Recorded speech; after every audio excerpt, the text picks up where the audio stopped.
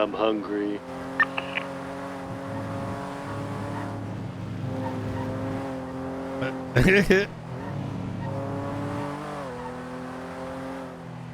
All right, let's get it.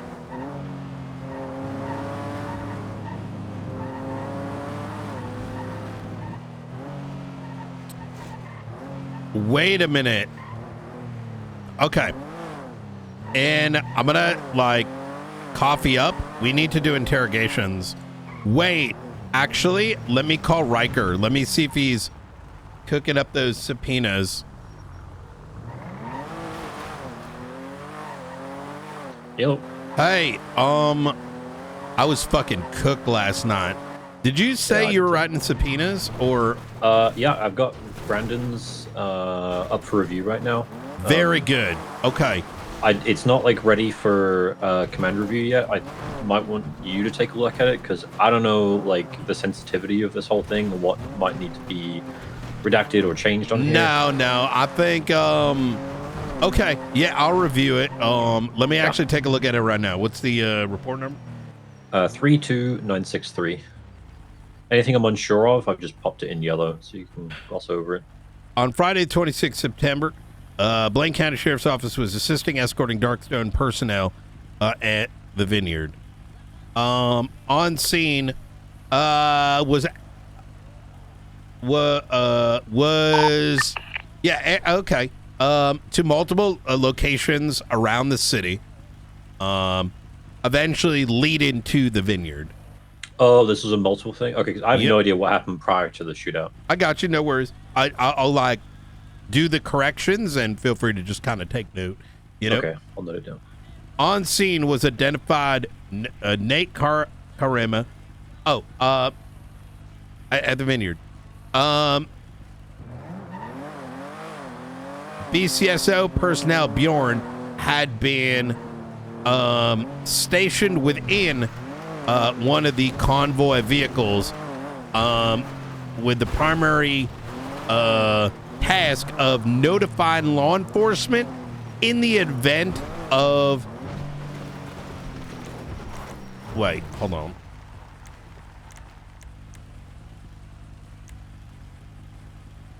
Around the city towards the Vineyard. Okay, was escorting a VIP in a Darkstone convoy. So, and the VIP's name is... Fuck, it should be in the report. Give me a sec. It's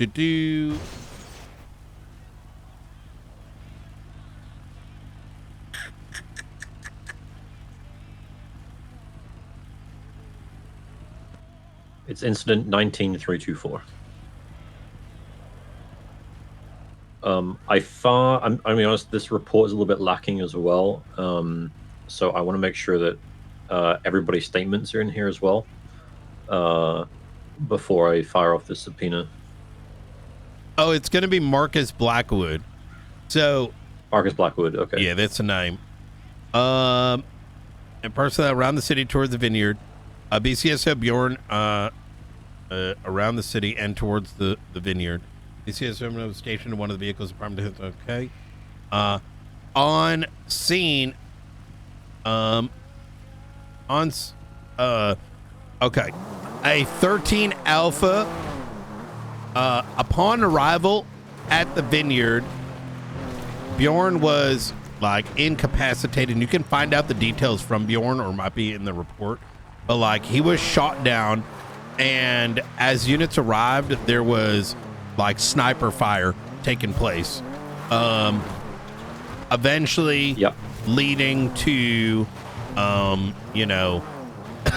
eventually leading to like, a bunch of 9.5s that were in custody, including but not limited to that one dude who grabbed the VIP and tried to drown us. Yeah, so I've got here written that Nate Karama loaded the VIP into like a Crimson Electric vehicle. I don't know the name of it. I need to find out the name of the vehicle.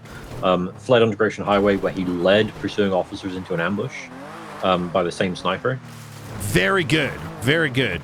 Okay. Both of whom then fled in separate directions. The driver of Crimson vehicle then ditched it in the water and tried to swim away with the VIP, but was shot down. Sniper had led pursuing officers up north, where he got out of the car and opened fire, both of which were gunned down. And in Nate Karama's possessions was a Darkstone intelligence storage drive. You're good, Zenith. I didn't take it any kind of way.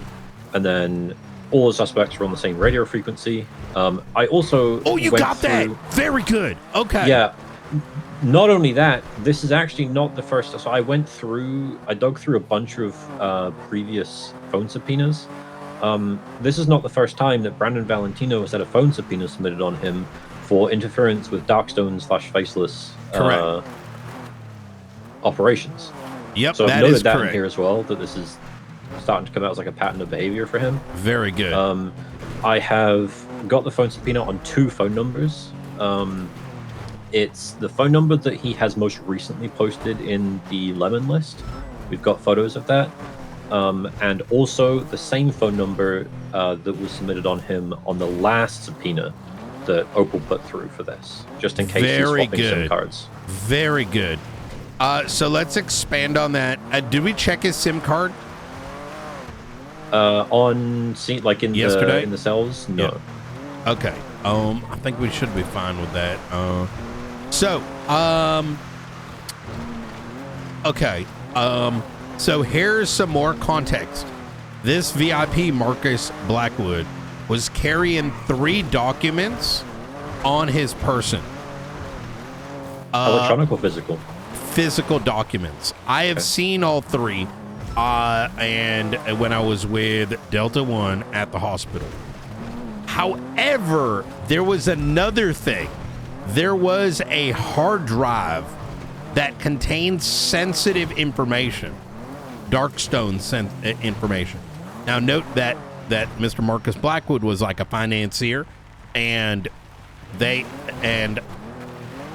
was intel that had come in stating that the Faceless were tracking him down. Hence why the escort was taking place. Now, this hard drive that was on Marcus was taken off of him by the suspect that was taken off him by Nate. Nate had that in his possession. Yeah. So we can say definitively that that there was an attempt to steal documentation, including but not limited to like military weapons being moved. Hold on, let me give you context on things. I have a copy of the documents. Let me give me a sec. Okay.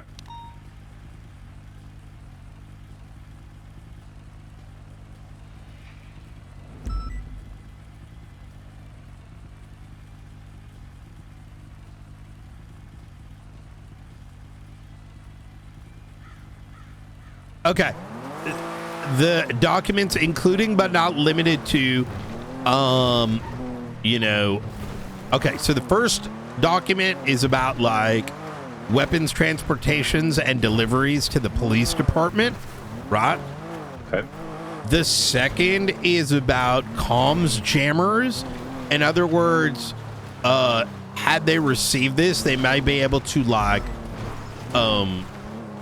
circumvent the countermeasures, like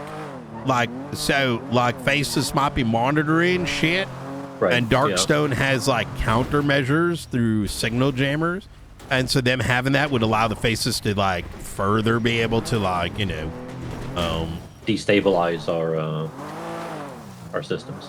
Not destabilize our systems, but rather maintain their monitoring of our of comms and shit, right? And then the third is details pertaining to our countermeasures against their weapons, like their illegal weapon transportations. Okay. Right. So, fundamentally, like when we summarize this, is that there was an attempt to steal classified Darkstone material that whose subject matter is defense of the state and weapons transportation and distribution related matters, right? And and you know, throw in countermeasures too.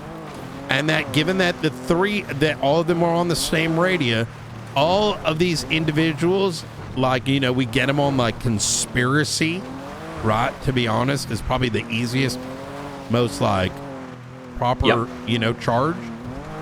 And we get all their phone records, and it's like one subpoena, to be honest. They were all involved. They all collectively had this access to one guy. Like, you know, one guy has a sniper, but they collectively did this shit, right? We believe that their phone records are going to include other co-conspirators, but will also give us evidence to future crimes, as it will contain, like, how are they coordinated? You know what I mean? Like, means of coordination,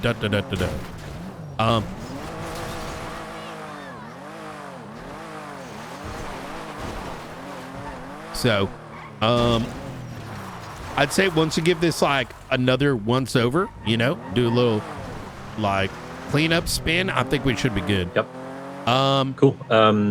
So what I have already in terms of like the summary is that all the suspects recovered are from the same radio frequency.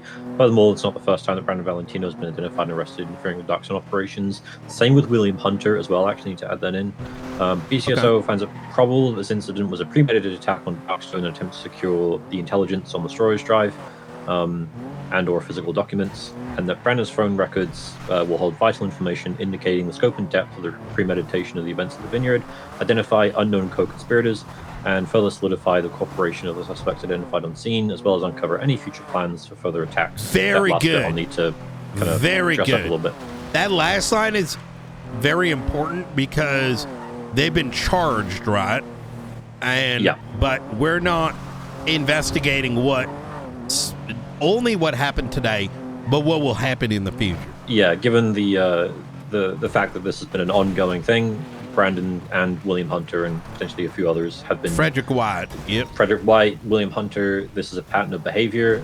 So if it's happened multiple times before, it's probable that it's going to happen again, and we want to try and stop that from happening before it does. Very fucking good. I am not super... I don't think we need to do much redaction, to be honest. Okay. They know what we know, you know what I mean? Like, there isn't really anything in there that, we've been kind of going a little overboard with our, what's it called? Like, SecOps. I think, like, generally speaking, they know that we know, and, it's safer to just, like, I wouldn't redact anything. Okay. We don't need to hold our cards too close to our chest. Yeah, I don't think so. There are times where we will need to. Like, for example, if the other party doesn't know, but when you've already charged the other party, you know, it's kind of like, what do you hide? You know what I mean? Cool. All right. I will give this another sharpen this up a little bit. I'll give you a call when it's ready for a final checkup. Fantastic. Awesome work, Ryker. Okay. No worries. I'll call you later. You take care.